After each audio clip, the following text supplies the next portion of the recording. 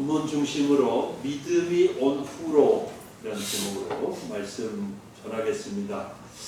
옛날에 어떤 의사가 제자를 불러놓고 병 2개를 보여주면서 말을 합니다. 근데 그 두 병에는 모두 무색 투명한 그런 액체가 들어 있었습니다. 의사가 제자에게 묻습니다. 의사가 제자에게 말을 합니다. 이 한 병은 사람을 살리는 약이고 또 한 병은 사람을 죽게 할 수 있는 독이다.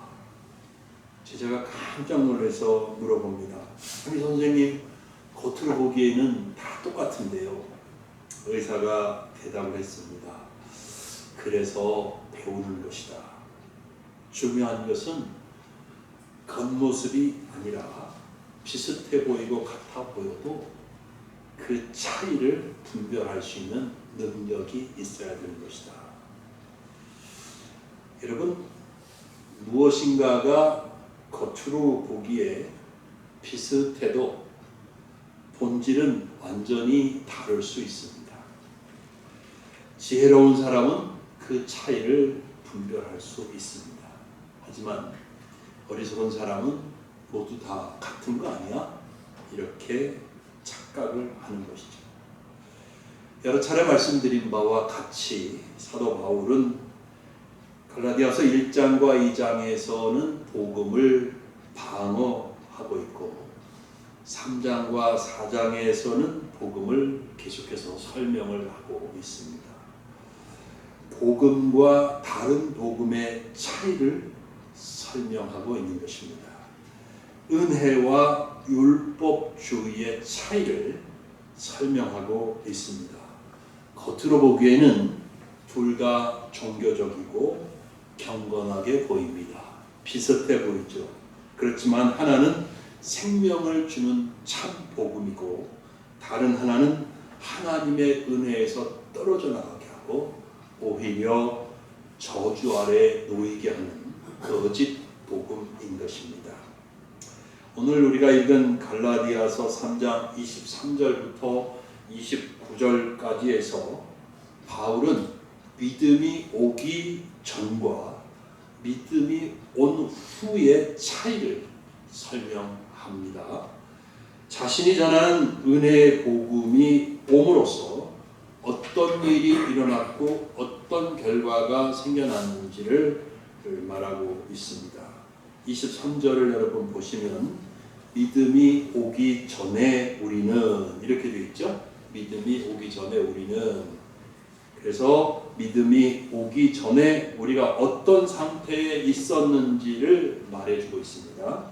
그리고 25절에 보면 믿음이 온 후로는 우리가 이렇게 말하면서 믿음이 온 후에는 우리가 어떻게 되었는지를, 어떤 결과가 일어났는지를 알기 쉽게 설명하고 있는 것입니다. 자, 먼저 믿음이 오기 전에 사람은 어떤 상태였는지를 살펴보겠습니다. 23절을 읽겠습니다. 같이 읽을까요? 시작. 믿음이 오기 전에 우리는 율법 아래에 매인바되고 계시될 믿음의 때까지 갇혔느니라 그랬어요. 믿음이 오기 전에는 율법 아래에 매여 있었습니다. 무슨 말입니까? 이렇게 이해를 돕기 위해서 이렇게 비유할 수 있을 것 같습니다. 운전자가 자동차를 운전해서 도로에 나가면 그때부터 그는 무엇에 매이게 되는 것입니까? 교통법규에 매이게 되는 것입니다.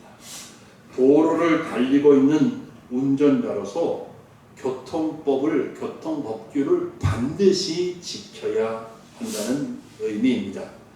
만일 교통법을 어긴다면, 신호를 위반한다거나, 그 다음에 일시정지를 어긴다거나, 아니면 속도를 위반하거나 등등의 교통법을 어기면 벌을 받습니다. 벌금을 내라는 통지서가 날라오지요. 벌금 내라는 통지서는 별것 아니겠습니다만, 만일 교통법을 심각하게 어겨서 큰 사고로 이어진다면 크게 다치거나 목숨을 잃을 수도 있는 것 아니겠습니까? 믿음이 오기 전에 율법 아래에 매인바되고 계시될 믿음의 때까지 갇혀 있었다. 이 말은 율법 아래에 있었고 율법을 지켜야만 살 수 있었다는 그런 의미가 되는 것이죠. 모든 율법을 완벽하게 지키면 아무 문제가 없지만 만일 100개, 1000개의 율법 중에서 하나라도 어기면 바로 하나님 앞에 죄인이 되는 것이고 하나님으로부터 벌을 받을 수밖에 없었습니다. 살려면 반드시 율법을 지켜야 했습니다. 이 법에서 그 누구도 예외가 있을 수 없었습니다. 모두가 이렇게 율법에 묶여 있었고 여기서 벗어날 수 있기 위해서 꼼짝달싹 할 수 없었던 것입니다. 그러나 여러분들이 이제 잘 이해하고 계시겠습니다만 이 율법을 모두 완벽하게 지킬 수 있는 사람은 없습니다. 과거에 없었습니다. 지금은 있느냐? 지금도 없습니다. 앞으로는 있을 것이냐? 앞으로도 없을 것입니다. 로마서 3장 23절에 모든 사람이 죄를 범하였으며 모든 사람이 죄를 범하였으며 하나님의 영광에 이르지 못하더니 라고 했습니다. 이 말씀대로 모든 사람은 하나님 앞에 죄인입니다. 사람들은 하나님의 거룩하심과 영광을 모릅니다. 사람들은 죄 때문에 하나님과 분리되어 있습니다. 하나님과 우리 사이의 죄인 사이에 커다란 장벽이 있는 것이죠. 그래서 죄인인 인간은 영원한 저주와 형벌을 받아야 하는 운명에 떨어진 것이죠. 그런 운명은 이 땅에 사는 동안에도 전혀 기쁘거나 행복할 수가 없습니다. 그 마음 깊은 곳에 항상 두려움과 염려가 있습니다. 정신적으로나 육체적으로나 영적으로 늘 고통에 시달리면서 살아갈 수밖에 없는 것이죠. 그리고 더욱더욱 심각한 것은 사후에 영원한 지옥의 형벌이 기다린다는 사실입니다. 권력자도 이 운명에서 벗어날 수 없습니다. 지식인도 마찬가지, 건강한 사람도 인기 있는 사람도 이 운명에서 벗어날 수 없었습니다. 영향력 있는 사람 그 누구도 자기 힘과 능력으로 이 하나님의 형벌과 죄로 인한 영원한 저주로부터 벗어날 수 있는 길이 없었습니다. 그런데 하나님은 사랑이십니다. 하나님은 죄인을 사랑하셨습니다. 하나님은 사람이 죄 때문에 저주를 받고 지옥에 떨어지는 것을 원하시지 않았습니다. 에스겔 33장 11절 말씀입니다. 너는 그들에게 말하라. 주 여호와의 말씀이니라. 나의 삶을 두고 맹세하노니 나는 악인이 죽는 것을 기뻐하지 아니하고 악인이 그의 길에서 돌이켜 사는 것을 기뻐하노라. 신약에도 비슷한 말씀이 있습니다. 바로 베드로후서 3장 9절입니다. 주의 약속은 어떤 이들이 더디다고 생각하는 것 같이 더딘 것이 아니라 오직 주께서는 너희를 대하여 오래 참으사 아무도 멸망하지 아니하고 다 회개하기에 이르기를 원하시느니라. 하나님은 죄인을 구원하시기를 기뻐하셨습니다. 그래서 액션을 취하셨습니다. 그 액션이 뭡니까? 요한복음 3장 16절이죠. 하나님이 세상을 이처럼 사랑하사 독생자를 주셨으니 이는 그를 믿는 자마다 멸망치 않고 영생을 얻게 하려 하심이니라. 아멘. 아멘. 하나님은 죄인을 구원하시려고 그의 사랑하는 독생자 예수 그리스도를 보내주셨습니다. 그런데 모든 사람이 아무렇지 않게 또 쉽게 구주이신 예수 그리스도 앞에 나오는 것이 아닙니다. 전도해보지만 누구나 쉽게 그래요? 나 예수 믿겠습니다. 그렇게 합니까? 안 그러죠. 내 남편도 안 그러고 내 아내도 안 그러고 내 자식들도 안 그러지 않습니까? 그렇지 않아요. 자기 자신이 하나님 앞에 죄인이라는 사실을 깨닫지 못하면 예수 앞에 나오지 못합니다. 죄사함과 구원을 받는 은혜의 복음이 선포되었을 때 내가 죄인입니다. 나의 영원한 운명이 영원한 형벌임을 깨닫습니다. 이렇게 깨달음이 없으면 구주이신 예수님을 믿어야 되는지 그 이유를 알지 못합니다. 바로 여기에 율법이 하는 역할이 있습니다. 본문 24절이 그 사실을 명확하게 보여주는데요. 같이 읽어볼까요? 시작. 이같이 율법이 우리를 그리스도께로 인도하는 초등교사가 되어 우리로 하여금 믿음으로 말미암아 의롭다함을 얻게 하려 함이라. 율법은요 절대 구원의 길이 될 수 없습니다. 갈라디아 교회에 몰래 들어와가지고 율법을 지켜야 된다. 그 율법 중에서 특별히 니네가 할례를 받아야 돼. 이렇게 가르치는 거짓 선지자들의 이 율법주의는 절대 구원의 길이 될 수 없습니다. 율법은 사람을 의롭게 할 수 없습니다. 율법은 사람이 하나님 앞에 죄를 용서받고 하나님과 화평한 관계를 만들어줄 수 없습니다. 다만 초등교사처럼 우리로 하여금 죄를 깨닫게 해줘요. 죄를 깨닫게 해주셔서 나 이거 이렇게 율법을 못 지켜서 하나님 앞에 이렇게 죄인이 되었는데 그러면 이 율법대로 하면 나는 심판을 받아야 되고 나는 영원한 형벌과 저주에 던져지게 되는데 나의 이 절망스러운 운명에서 내가 어떻게 해야 되느냐, 내가 구원받을 수 있는 길은 정녕 없는 것인가, 이렇게 고민하게 하고 갈등하게 하고 구원의 길을 찾게 해주는 것이 바로 율법이 하는 역할입니다. 하나님은 죄인이 구원받을 수 있는 길을 열어주셨습니다. 독생자이신 예수 그리스도를 이 세상에 보내주신 것입니다. 죄 없으신 예수님이 우리 죄를 짊어지고 십자가에 달려 죽으셨다가 죽음을 이기시고 다시 살아나셨습니다. 하나님께서 허락해 주신 구원의 길은 바로 이 예수님을 구주로 믿는 것입니다. 하나님께서 예수님을 믿음으로써 죄를 용서받고 우리가 구원받을 수 있는 길을 활짝 열어 놓으셨습니다. 그래서 유일한 구원받는 길은 예수 그리스도를 구주로 영접하고 믿는 길입니다.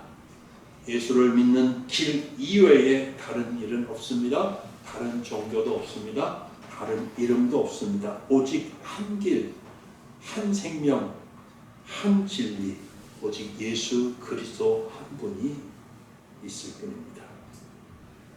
이 믿음이 왔습니다. 이 예수를 믿는 믿음으로 구원받는 길이 열린 것이죠. 그래서 이 믿음이 온 후로는 어떻게 달라졌을까? 우리는 믿음이 오기 전과 믿음이 온 이후의 차이를 알 수 있어야 되거든요. 명확하게 이해할 수 있어야 됩니다. 어떤 차이가 있을까요? 믿음이 온 후로 첫째, 우리는 더 이상 초등교사 아래에 있지 않습니다. 할렐루야. 25절 다시 한번 같이 읽어보겠습니다. 시작. 믿음이 온 후로는 우리가 초등교사 아래에 있지 아니하도다. 아멘. 여기까지. 초등교사가 무엇을 의미하는 거예요? 율법을 의미하죠. 그래서 초등교사 아래에 있지 않다는 말은 우리가 더 이상 율법의 지배를 받지 않는다는 뜻입니다. 예, 믿음이 오기 전에는 율법 아래에 있었고 율법을 어기면 죄인이 되고 심판받아야 했지만 믿음이 온 이후에는 우리가 더 이상 율법 아래에 있지 않다. 율법의 지배 아래에 있지 않다. 그런 말이에요. 이렇게 비유적으로 설명할 수 있겠습니다. 한 사람이 평생 갚을 수 없는 엄청난 빚을 졌습니다. 그래서 감옥에 갇히게 되었어요.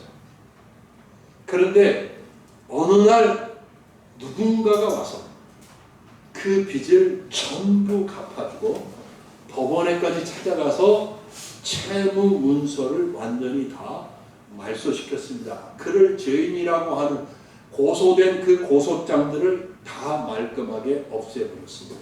그럼 이제 어떻게 됩니까? 그는 해방이 되는 거죠. 더 이상 감옥에 갇혀 있을 필요가 없어진 것이죠. 갈라디아서 3장 13절 읽어드리겠습니다.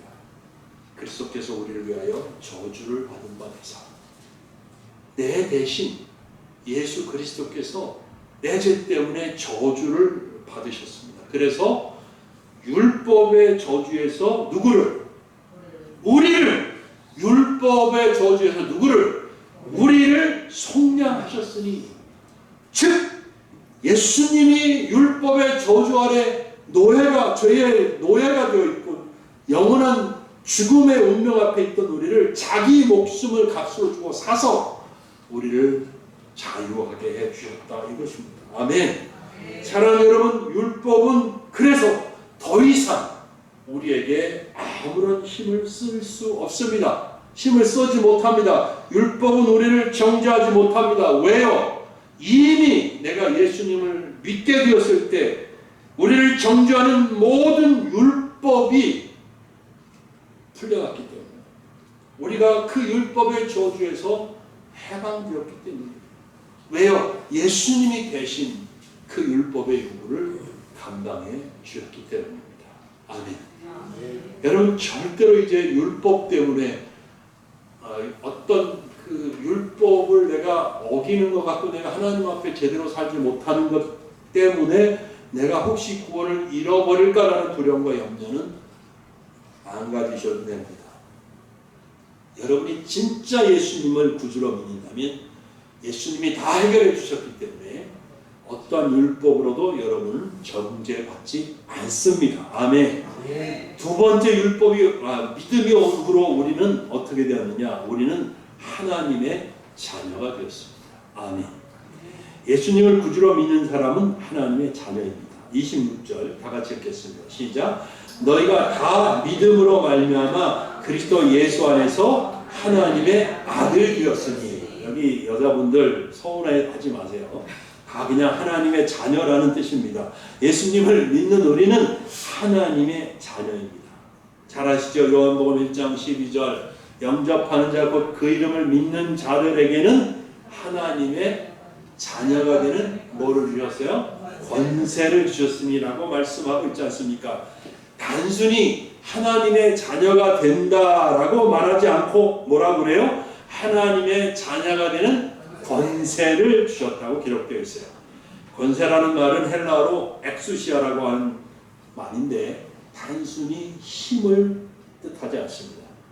이 엑수시아라고 하는 단어는 권리, 자격, 권한, 법적, 주의 등등을 의미하는 단어입니다. 즉 하나님의 자녀가 되는 권세를 주셨다는 것은 내가 이제 하나님의 자녀로서 당당히 인정받고 하나님의 자녀로서의 그 신분과 특권을 누릴 수 있는 권리를 내가 갖게 됩니다. 할렐루야. 이런 뜻인 거예요. 이렇게 이해하시면 돼요. 그래서 생각을 해봐요, 여러분. 자녀가 자기를 너무너무 사랑하는 능력 있는 아버지로부터 받을 수 있는 특권을 생각해봐요. 늘 얘기하지만 우리 아버지 이발사였거든요. 이발사 아버지가 줄 수 있는 것과 삼성그룹의 회장이었던 이건희가 아들에게 줄 수 있는 것은 다르거든요. 하물며 하나님 아버지가 자녀인 나에게 줄 수 있는 것들이 얼마나 놀라운 것들이겠는가. 그 하나님의 자녀로서의 지위와 그 신분의 확실함과 특권을 내가 누릴 수 있다고 생각해 보세요. 얼마나 좋습니까? 생각만 해도 흥분되지요. 기쁜 거예요. 너무너무 든든하지요. 아멘. 마음이 평안해지지 않습니까? 여러분, 우리는 이제 아무것도 두려워하고 염려할 필요가 없습니다. 왜요? 나를 사랑하시는 능력 많으신 하나님이 내 아버지이기 때문에 내가 그분을 의지할 수 있습니다. 셋째는 믿음이 온 후로 예수를 믿는 우리는 모두 예수 안에서 하나가 되었다는 사실을 기억해야 합니다. 복음은 사람을 갈라놓지 않습니다. 복음은 사람들 사이에 막 계층을 나누지 않습니다. 우리는 다 하나인 거예요. 28절 보겠습니다. 읽어볼까요? 시작. 너희는 유대인이나 헬라인이나 종이나 자유인이나 남자나 여자나 다 그리스도 예수 안에서 하나이니라. 아멘. 예수 안에서는 다 하나입니다. 인종 간의 차별이 없습니다. 신분상 차별이 없습니다. 예수 안에서는 모두가 형제이고 자매입니다.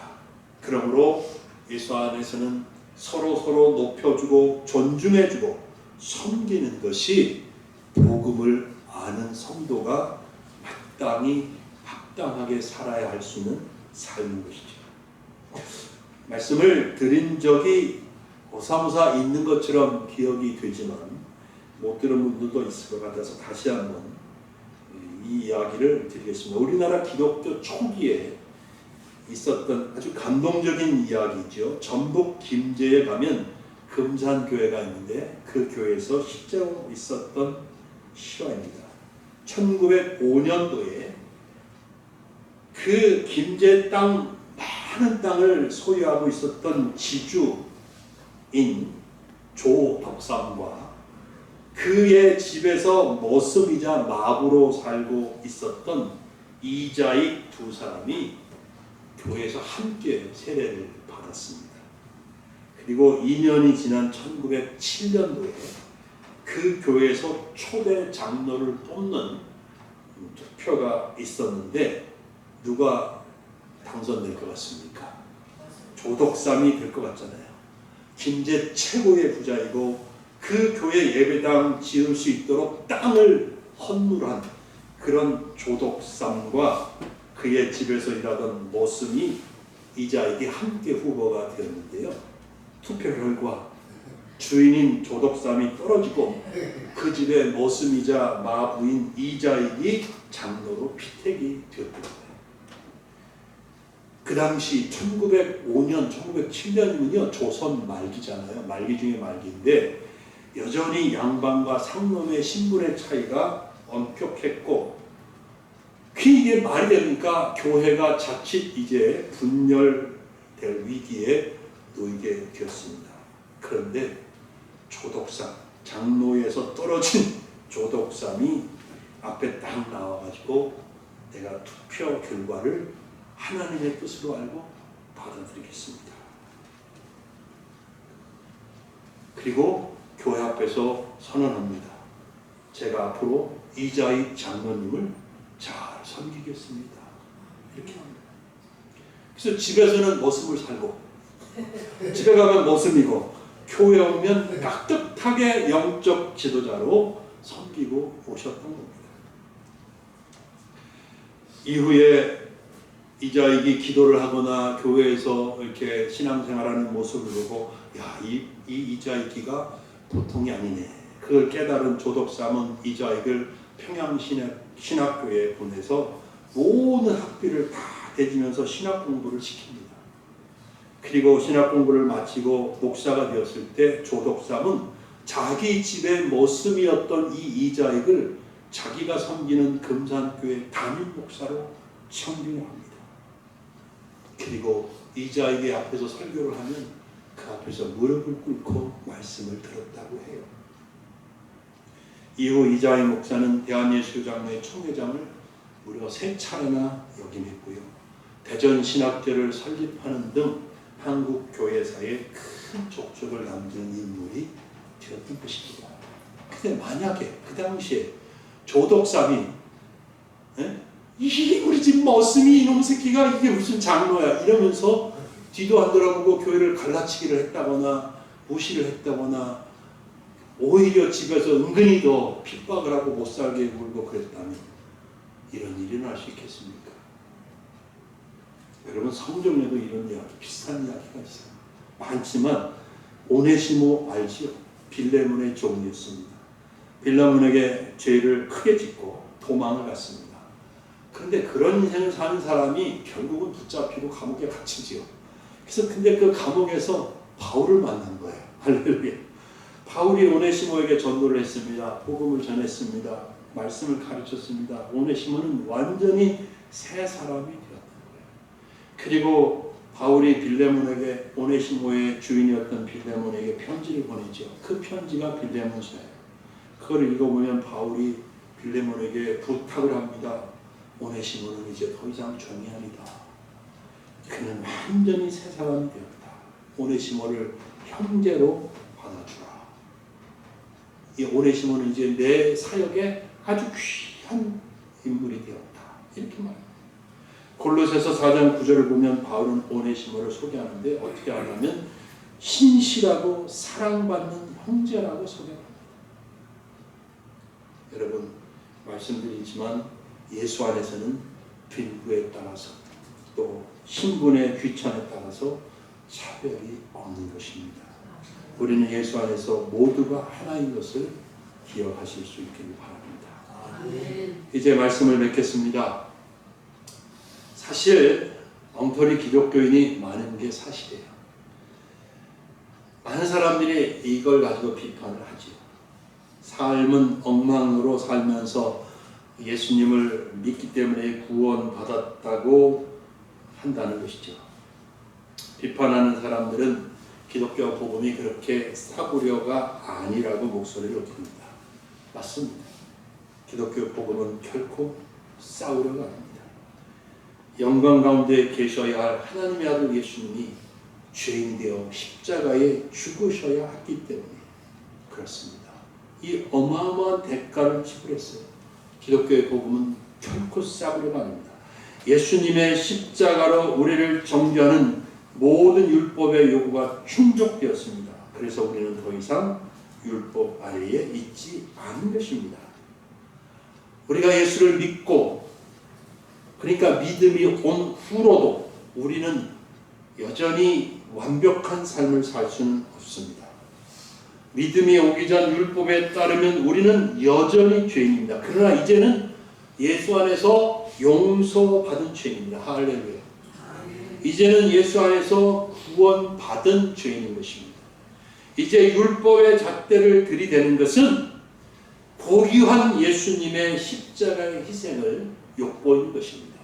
그 십자가를 헛되게 하는 것입니다. 예수님을 마음으로 믿고 입으로 시인한다면 분명히 구원받은 것이고 율법은 더 이상 우리를 죄인이라고 정죄할 수 없습니다.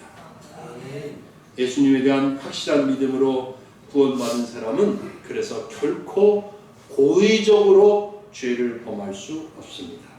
실수할 수 있습니다. 알지 못해서 그 다음에 연약해서 넘어질 수는 있습니다. 그러나 반복적인 고의적인 죄는 범할 수 없습니다. 만일 그러면서도 죄를 범하면 하나님 앞에 괴롭고 고통스러운 거죠. 이게 구원받았다는 증거인 거예요. 그래서 예수의 피를 의지하고 회개합니다. 그러나 만일 입으로는 믿는다 하지만 죄에 대한 감각이 전혀 없고 여전히 반복적으로 죄 가운데 지낸다면 당연히 그의 믿음은 구원받는 믿음이 아닌 것이죠. 이런 사람들은 당연히 마땅히 비판받을 수 있습니다. 사랑하는 여러분, 여러분의 믿음은 어떤 믿음입니까? 입으로만 고백하는 믿음입니까? 아니면 하나님의 구원의 은혜에 대한 감사가 있고 그래서 성령을 의지하고 거룩하게 살고 싶은 그런 마음이 있는 믿음입니까? 할렐루야. 그렇다면 여러분은 더 이상 율법 아래에 있지 않습니다. 율법은 여러분을 정죄할 수 없습니다. 죄를 지면 예수의 피를 의지하고 고백하고 회개하면 다시 관계가 회복되고 여러분은 구원받은 자녀로서의 길을 천성을 향하여 두벅두벅 걸어갈 수 있습니다. 할렐루야. 기도하겠습니다.